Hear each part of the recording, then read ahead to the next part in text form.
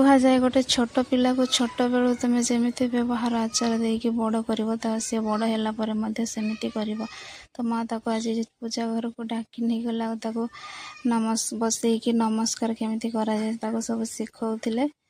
ତ ମାଟି ଯେମିତି ଓଦା ଥିବା ସମୟରେ ଆମେ ତାକୁ ଯେମିତି ଚାହିଁବା ଆକୃତି ଦେଇପାରିବା, ତ ଛୋଟ ପିଲାକୁ ବି ମଧ୍ୟ ଛୋଟ ଥିବା ସମୟରେ ଆମେ ତାକୁ ଯେମିତି ଶିକ୍ଷା ଦେବା ସେ ବଡ଼ ହେଇକି ବି ମଧ୍ୟ ସେମିତି କରିବ। ତ ମା ତାକୁ ଆଜି ନମସ୍କାର କରିବା ଶିଖଉଥିଲେ, ଚନ୍ଦନ ଟିକା ମଧ୍ୟ ଲଗାଇ ଦେଉଥିଲେ। ତାପରେ ଏପଟେ ମୁଁ ବସିକି ବାବୁର ସିଲଟରେ ଟିକେ ଗାରେଇ ଦେଉଥିଲି। ପଢ଼ା ସମୟରେ ଯେଉଁ ଆମ୍ବ ଚିତ୍ର ସବୁ କରୁଥିଲେ ଆମେ, ତ ସେସବୁ ଜିନିଷକୁ ଟିକେ ମନେ ପକେଇକି ଆଜି ଟିକେ ମୁଁ ଗାରେଇ ପକେଇଲି ଆଉ। ତାପରେ ମୁଁ ବସିଥିଲି, ହଠାତ୍ ବାହାରକୁ ଆସିକି ଗୋଟେ ସାଉଣ୍ଡ ଶୁଭିଲା। ଆସିକି ଦେଖିଲା ବେଳକୁ ଏଜବେଷ୍ଟ ନଡ଼ିଆ ଗଛର ବାହୁ ପଡ଼ିକି ଏଜବେଷ୍ଟଟା ଖଣ୍ଡିଆ ହେଇଯାଇଥିଲା। ତାପରେ ଏପଟେ ଆମର ବହୁତ ଦିନ ହେଲାଣି 2 ଦିନ ହେଲାଣି କଙ୍କଡ଼ା ଆଣିକି ଘରେ ରଖା ହେଇଛି, ଖିଆ ହେଇନଥିଲା। ତ ଆଣିକି ମୁଁ ତାକୁ ଟିକେ ଦେଖୁଥିଲି ସେ ଜିଅନ୍ତା ଅଛନ୍ତି କି ମରିଯାଇଛନ୍ତି, କିନ୍ତୁ 2ଟା ସାରା କଙ୍କଡ଼ା ଜିଅନ୍ତା ଥିଲେ।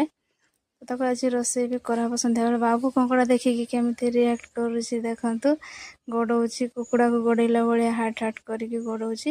ତ ଆଜିକାର ବ୍ଲଗ୍ଟି ଏତିକି ଥିଲା, ରହୁଛି। ଜୟ ଜଗନ୍ନାଥ।